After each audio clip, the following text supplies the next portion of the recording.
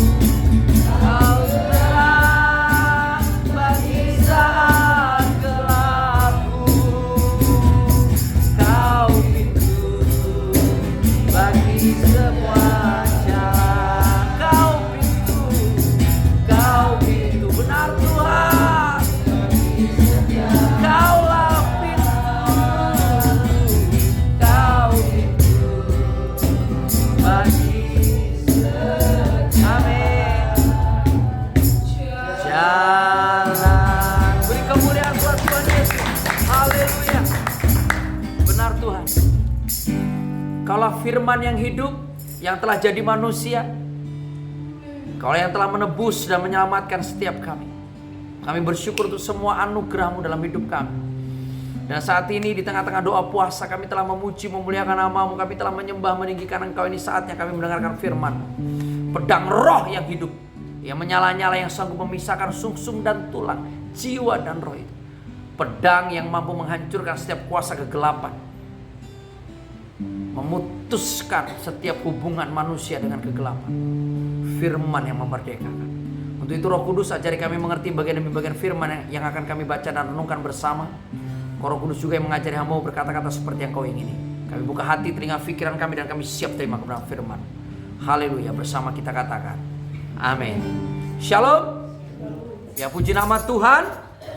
Kita boleh kembali beribadah puasa bersama-sama di bait Allah yang kudus ini. Ya, bersyukur untuk setiap kita yang terus belajar setia berdoa puasa di setiap hari Sabtu jam 3 sore sebelum kita melayani Tuhan dengan sungguh, dengan segenap hati, jiwa, kekuatan, akal budi kita di hari Minggu dalam ibadah raya. Kita mau merendahkan diri di hadapan Tuhan. Amin.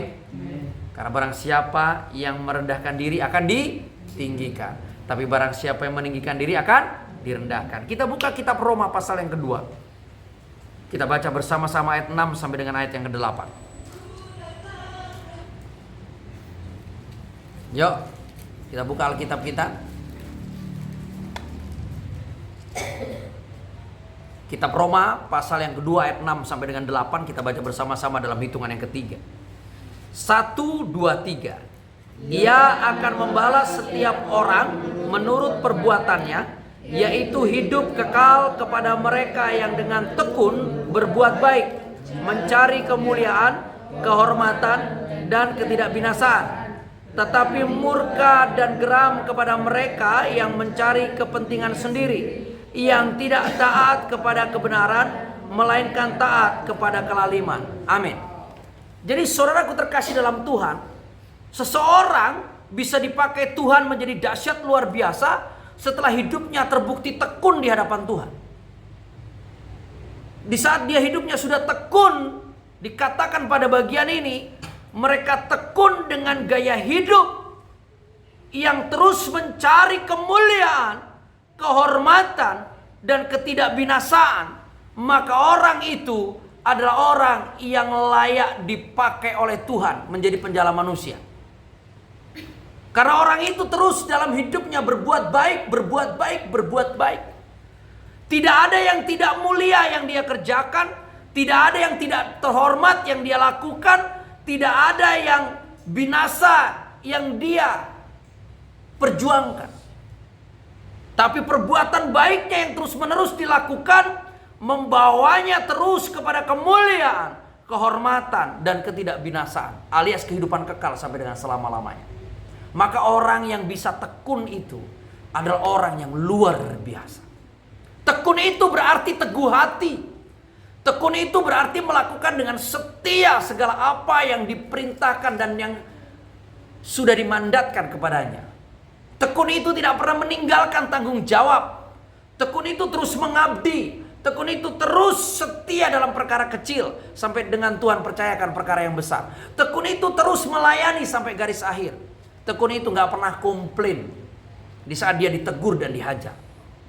Tekun itu tidak cengeng. Tekun itu tidak pengecut. Tekun itu tidak mengasihani diri. Tekun itu tidak berkata, udah capek kali pun aku gak ngerti juga lah om nih. Gak begitu.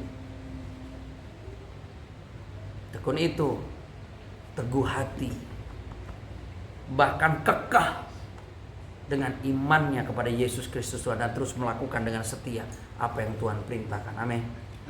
Amin.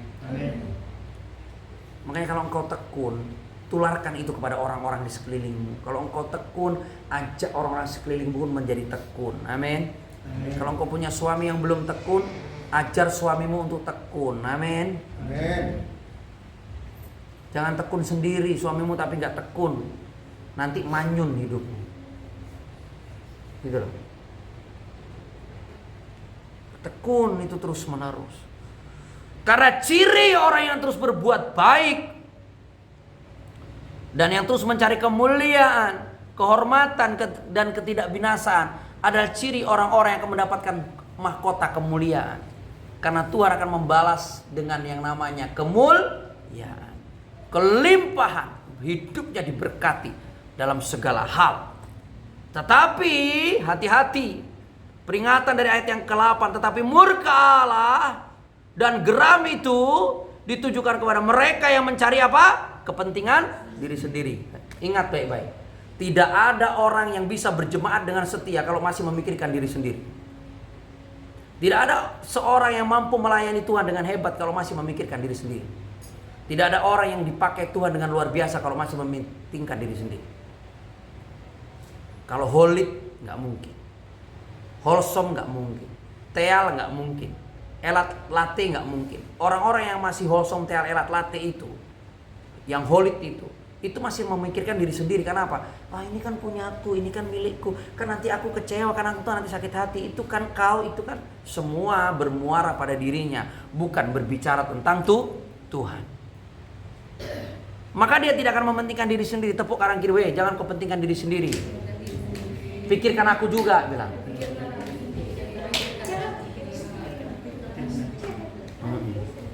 Gitu. Hafina, duduk.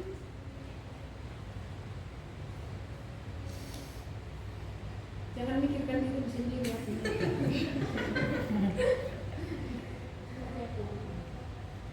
Ya. Jadi dia orang yang tidak memikirkan diri sendiri itu orang yang akan dipakai Tuhan luar biasa. Karena merdeka, mampu mengasihi, mampu terus berbuat baik kepada orang lain. Tapi kalau yang memikirkan dirinya sendiri, boro-boro bisa berbuat baik. Takut apa? Rugi. Takut apa? Takut capek. Takut apa? Takut kotor. Takut apa? Takut enggak lah. Banyak kali kan. Makanya kalau di saat Teti dibilang, Tet, besok berdoa puasa. Enggak lah Pak. Itu memikirkan diri sendiri, enggak memikirkan Tuhan. Tapi kalau siapa? Enggak telat aku. Tumben enggak telat. Itu enggak memikirkan diri sendiri. Itu sudah mulai menang. Sudah mulai menyenangkan hati Tuhan. Ini penting untuk direnungkan. Berbuat baik dengan tidak memikirkan diri sendiri. Bagaimana orang yang bisa memikirkan diri sendiri dalam hidupnya terus menerus bisa berbuat baik? Enggak mungkin lah. Betul tidak? Saya tadi tengok ibu masak apa Ibu Gembala untuk makan kita setelah ibadah doa puasa. Ibu Gembala masak apa Bu? Ikannya apa Bu? Masak lauk sama sayur. Di sayurnya apa? Capcay. Lauknya apa? Ada ikan, ada ikan, ada ayam. Tapi tidak tiba-tiba saya berpikir gini. Saya tuh entah kenapa ya. Saya itu pingin makan pizza yang di dekat sini. Itu pizza itu jauh lebih enak daripada Pizza Hut. Enak banget pizza itu.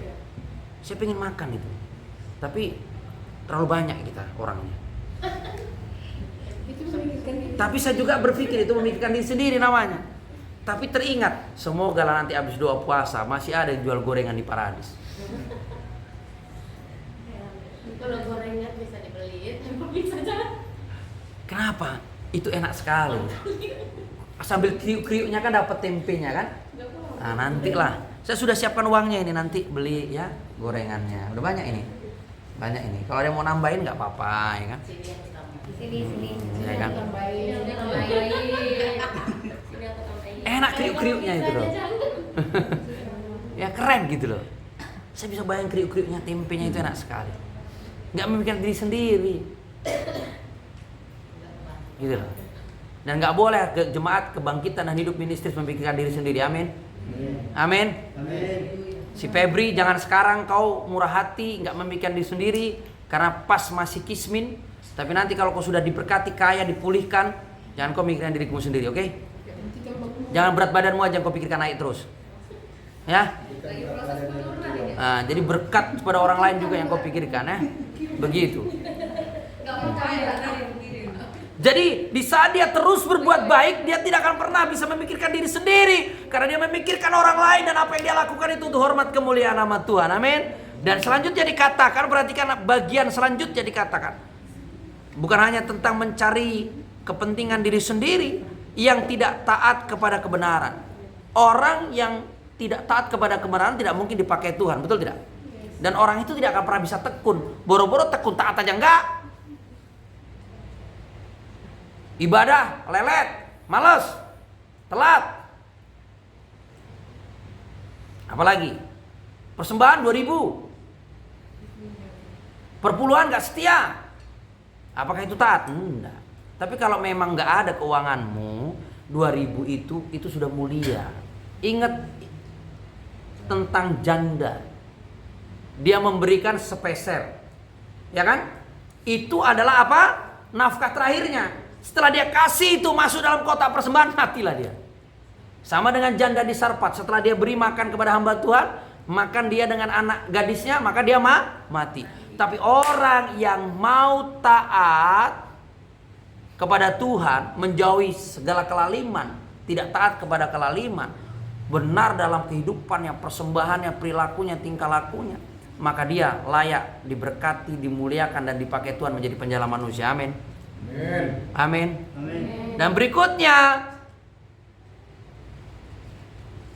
orang yang tidak taat kepada kebenaran adalah orang yang pasti dibinasakan. Ingat itu. Tapi orang yang taat kepada kebenaran adalah orang yang hidup di dalam kemuliaan. Dan orang yang tidak, perhatikan yang terakhir, ini menarik sekali. Tidak taat kepada kelaliman adalah orang yang dipakai Tuhan luar biasa. Tapi yang taat kepada kelaliman adalah orang yang dibinasakan juga. Yang penting yang jajat kita tinggalkan deh, amin. Amin. Yang jajat kita tinggalkan, ya kita bersyukur ya. Keluarga Bapak Hutapea dan Ibu Febri akan mengawali, akan menjadi penerobos keluarga pertama di kebangkitan dan hidup yang akan bersedia melakukan pelayanan pelepasan, mengakui segala dosa pelanggarannya yang begitu banyak kali Bun. Makanya yang tadi saya pertanyakan waktu mulai konseling adalah Ibu Febri. Ibu Febri siap mendengar semua pengakuannya? Siap Om. Sakit kali soalnya, ya kan? Tapi itu proses. Ya kita nggak pernah meragukan Tuhan, sudah siapkan Ibu Febri, amin. Makanya kan dengan kebesaran sebesar itu akan mampu menghadapi setiap cobaan dan pukulan, amin. Kalau Ibu Christine belum tentu sanggup, ya kan? Dihembus sedikit badai habang, gitu. Tapi ini proses. Mulai dari keluarga ini nanti akan ada keluarga-keluarga yang baru yang lainnya, amin. Keluarga Pak Junta, keluarga Pak Junta Junior, yang akan dibangun. Ya kan, bahkan Feni mau datang, Om aku mau pelepasan Om. Ya kan? Semua. Jangan hanya Martila aja yang makin enak hidupnya. Semua kita harus makin enak. Amin. Soja juga. Banyak soja ini. Kalau dikorek kepahitannya ngeri nih. Nah. Yusuf nggak terlalu banyak. Yusuf tipe orang yang nggak terlalu banyak menyimpan kepahitan, menunjukkan luka hati nggak. Dia orangnya easy going. Kalau soja, dalamnya lebih dalam daripada akar sawit pun disimpan. Sawit nggak dalam-dalam? Dalam. Sakit Om di sini Om, nggak ngerti Om. Bapak aku Om, keluarga aku Om. Tapi itu proses, harus itu mengalami. Amin. Semua, jangan simpan semuanya, dan tapi ini menjadi suatu terobosan yang luar biasa. Mari kita menang. Amin. Saya tidak lama-lama. Cukup sampai di sini firman-Nya. Tapi yang paling penting saya ingatkan, ambil tindakan iman itu setelah mendengar firman. Jangan hanya masuk kuping kanan, keluar kuping kiri. Jangan hanya amin, amin, amin, amin, tapi nggak dikerjakan. Tapi yes, amin, ambil komitmen. Om, besok aku mau pelepasan. Om, aku mau pengakuan. Om, aku mau dikonseling. Om,